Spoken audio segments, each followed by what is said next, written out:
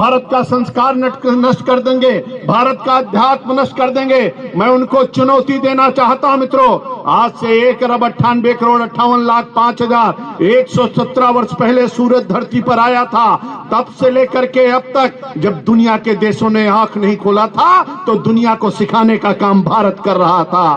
कौन नष्ट कर देगा? आप जानते हो, सतयुग बीत गया 17,28,000 वर्षों का, त्रेता बीत गया 12,96,000 वर्षों का, द्वापर बीत गया 8,64,000 वर्षों का, कलयुग के 5,117 वर्ष बीत चुके हैं। 18वें वर्ष में चल रहे हैं। एक चारों युगों को मिला के एक चतुर्युगी होती है और चार युगों को मिलाकर चतुर्युगी, और 71 बार जब चतुर्युगी होती है एक मनवंतर होता है। 71 चतुर्युगी मिलाकर के एक मनवंतर में जाते हैं। 6 मनवंतर बीत चुका, 7वां मनवंतर चल रहा है। 7वें मनवंतर की 28वीं चतुर्युगी चल रही है, 28वें चतुर्युगी की कलयुग चल रही है। कलयुग के 5,117 वर्ष बीत चुके, तब भी भारत था, आज भी भारत है और आगे भी भारत रहेगा। कोई माई का लाल कुछ नहीं कर सकता। और इसलिए गांधीनगर के वीर सपूतों, अपनी भुजाओं को, अपने पुरखों को याद करो। मैं आपको याद दिलाना चाहता हूं,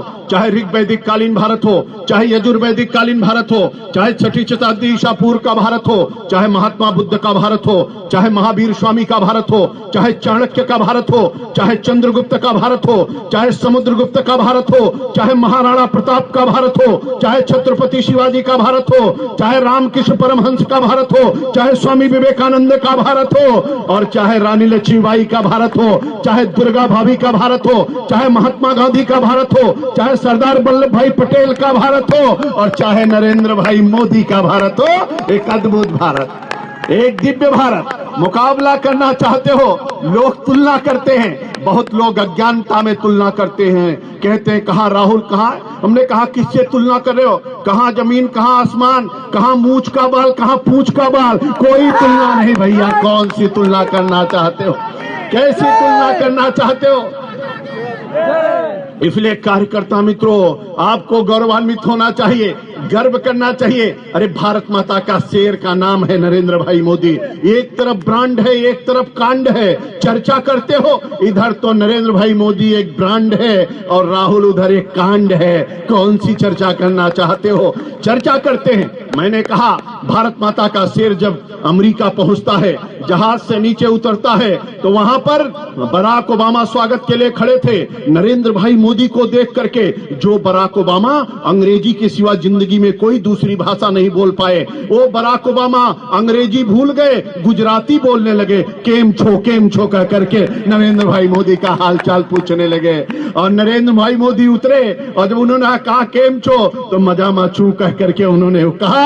और उसके बाद उनके बगल में उनका विदेश मंत्री खड़ा था, वो भी अंग्रेजी के सिवा कुछ नहीं बोलता था, भूल गया अंग्रेजी, हिंदी बोलने लगा। सबका साथ सबका विकास नारा देने लगा। मुकाबला करना चाहते हो? नरेंद्र भाई मोदी अमेरिका गए, उन्होंने कहा बराक ओबामा तुम तो बहुत पढ़े लिखे हो, बहुत ज्ञानी हो, अच्छे राष्ट्रपति हो, लेकिन मेरी गीता को पढ़ो तो ज्ञान और बढ़ जाएगा। बराक ओबामा को गीता भेंट करने का काम किया। अरे गांधीनगर के वीर सपूतों, आप याद करो, जब प्रणव भाई ने कहा, प्रणव मुखर्जी हमारे राष्ट्रपति ने नरेंद्र भाई को कहा आपका नाम तय हो गया है, आप प्रधानमंत्री का शपथ लेने के लिए कब आ रहे हो? नरेंद्र भाई मोदी ने कहा प्रणव भाई जरा रुको, पहले गंगा आरती करके आता हूं, उसके बाद शपथ लेने का काम करता हूं। पहले गंगा आरती करते हैं, बाद में शपथ लेने का काम करते हैं। मेरे गांधीनगर के वीर सपूतों, मैं आपको याद दिलाना चाहता हूं, आज से 124 साल पहले शिकागो कहां पर है? अमेरिका में है। उस शिकागो के धरती पर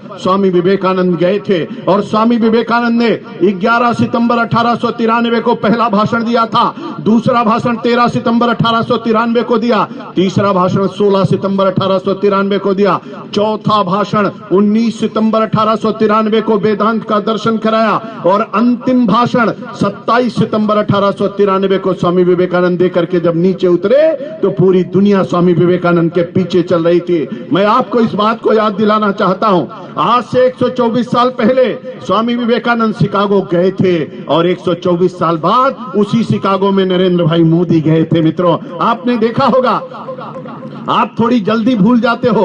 अपनी नंगी आंखों से टेलीविजन के पर्दे पर देखा होगा, नरेंद्र भाई मोदी जब शिकागो गए थे तो फेसबुक के ऑफिस में गए थे, और फेसबुक के ऑफिस में जाकर के उन्होंने क्या लिखा था?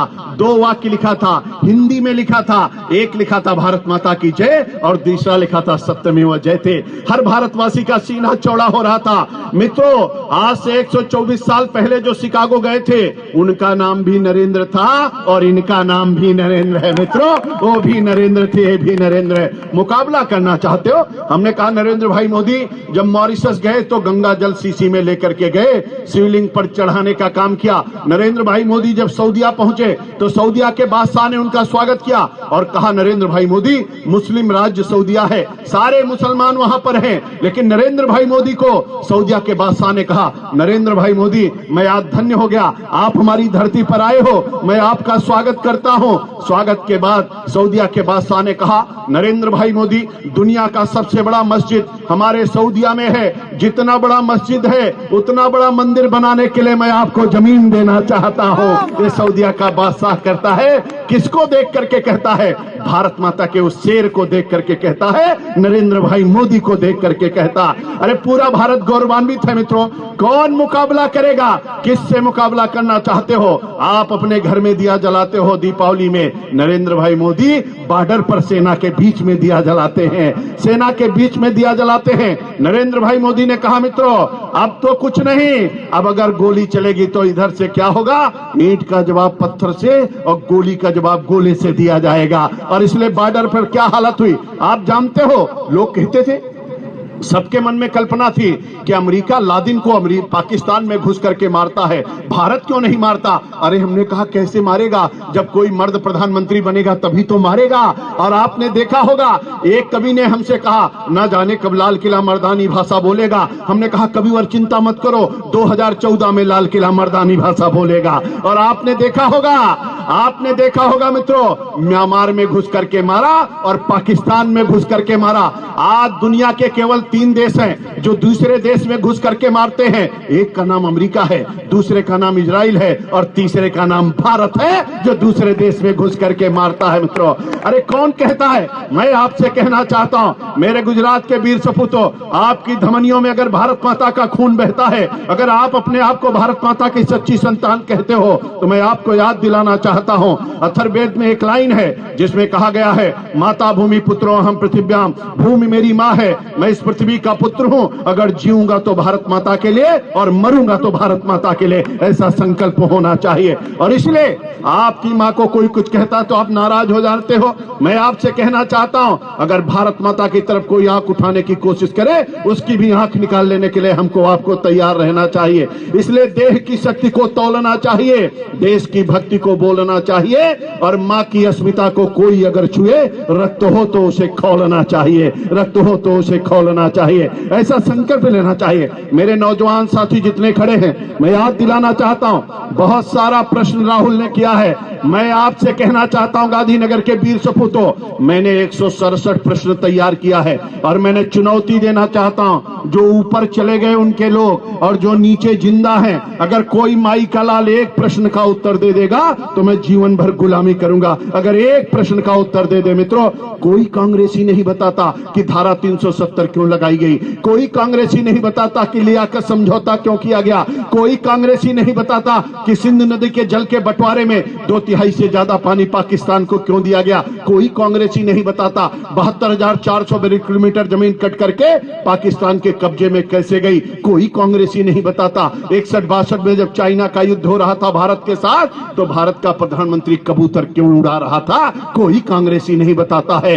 33,300 वर्ग किलोमीटर जमीन कट करके चाइना के कब्जे में कैसे चली गई, कोई कांग्रेसी नहीं बताता। कोई कांग्रेसी नहीं बताता कि एलओसी कहां से आई, कोई कांग्रेसी नहीं बताता मैकमोहन रेखा कहां गई, कोई कांग्रेसी नहीं बताता ग्रीनविच रेखा कहां गई, कोई कांग्रेसी नहीं बताता है ताशकंद के समझौते में क्या हुआ, कोई कांग्रेसी नहीं बताता कि शिमला समझौते में क्या हुआ, कोई कांग्रेसी नहीं बताता कि 26 जून 1975 को इमरजेंसी को लागू की गई। कोई कांग्रेसी नहीं बताता। मुद्रा कांड, गोदड़ा कांड, पिस्तौल घोटाला कांड, यूरिया घोटाला कांड, बोफोर्स घोटाला कांड, चीनी घोटाला कांड, सांसद खरीद फसल घोटाला कांड, 2G सिस्टम घोटाला कांड, राष्ट्रमंडल खेल घोटाला कांड, इसरो घोटाला कांड, ये सब घोटाले कैसे हुए कोई कांग्रेसी नहीं बताता है। कोई कांग्रेसी नहीं बताता है। कौन बताता है? पूरे भारत को लूट लिया, पूरे भारत में आतंकवाद दिया। आतंकवादियों की जननी कौन है? कांग्रेस है। अरे भिंडरवाला कहां से आया? किसी से पूछ लो, बता देंगे। पाकिस्तानी आतंकी कैसे बने? किसी से पूछ लो, बता देंगे। नक्सलवाद कहां से आया? किसने पनपाया? इन्हीं कांग्रेसियों ने पनपाया। पूरे भारत में आतंकवाद की इनकी जड़ें देखो। अरे